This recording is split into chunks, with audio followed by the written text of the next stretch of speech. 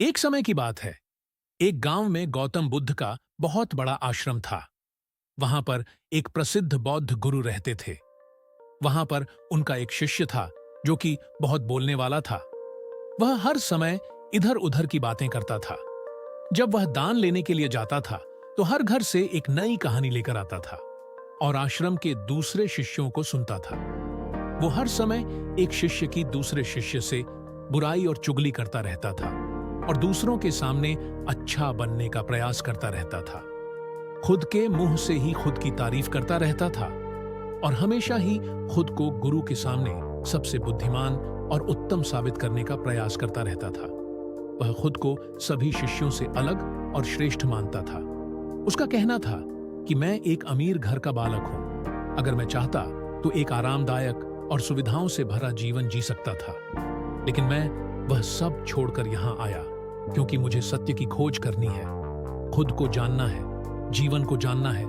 इसीलिए मेरा त्याग तुम सबसे बड़ा है।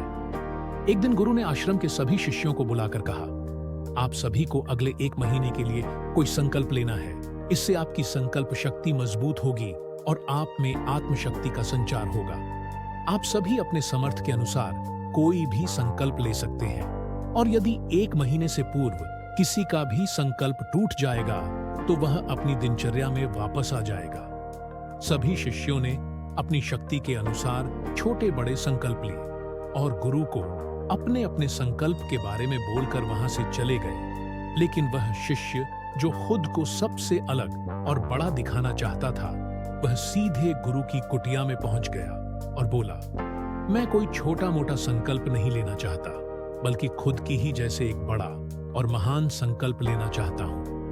कृपया आप ही बताएं, मुझे क्या संकल्प लेना चाहिए। उसकी यह बात सुनकर गुरु मुस्कुराए और बोले, क्या तुम मेरे द्वारा दिए गए संकल्प को पूरा कर पाओगे? क्या तुम्हारे लिए उसे पूरा करना संभव होगा? शायद नहीं, वह तुम्हारे लिए संभव नहीं है। तुम उसे पूरा नहीं कर पाओगे, इसीलिए तुम खुद ही कोई संकल्प ढूंढो। शिष्य ने कहा, नहीं गुरुदेव, आप जो भी संकल्प मुझे देंगे मैं उसे पूरा करूंगा। गुरु ने कहा, ठीक है, तो तुम अगले 1 महीने तक चुप रहो, मुंह से एक शब्द भी नहीं निकलो, यही तुम्हारा संकल्प है। शिष्य ने कहा, गुरुदेव, यह भी कोई संकल्प है? यह तो बहुत ही आसान है। 1 महीने तक चुप ही रहना है। आप कोई बड़ा संकल्प दीजिए जो मेरी योग्यता के लायक हो, जिसे पूरा करने में मुझे समस्या हो। गुरु ने कहा, पहले तुम यही संकल्प को तो पूरा करके दिखाओ।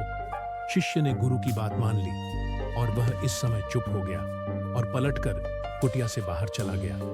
पहले उसे चुप रहना बहुत आसान लग रहा था। उसने एक दिन तो जैसे तैसे चुप रहकर काट लिया, लेकिन दूसरे दिन से उसके मन में ना बोलने का बोझ बढ़ने लगा। तीसरे दिन उसे भारीपन महसूस होने लगा और चौथे दिन उसके अंदर एक अजीब सी बेचैनी होने लगी, क्योंकि आसपास आश्रम के सभी शिष्य एक दूसरे से बातें कर रहे थे। यह देख वह पूरा दिन उदास रहा। इसी तरीके से कुछ दिन और बीते और वह शिष्य बीमार पड़ गया। उसका सर फटा जा रहा था। उसका खाने पीने तक का मन नहीं कर रहा था। वह सिर्फ बोलना चाहता था।